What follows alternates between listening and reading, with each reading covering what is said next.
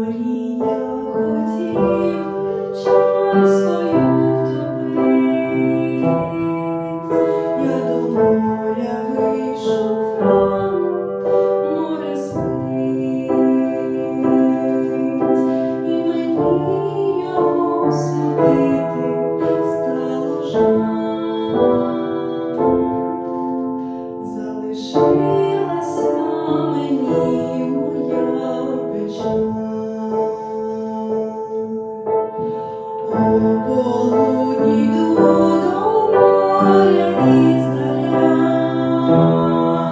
бачу, що воно сміється, як маля,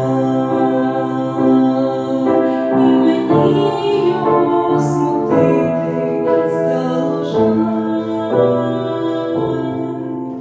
Залишилася мені моя печаль.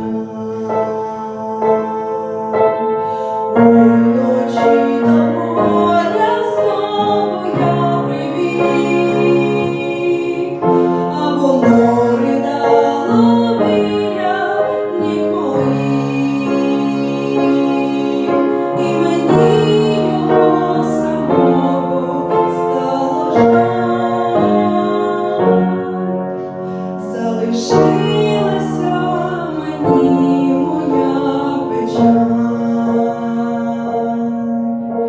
і мені його самого стало жаль.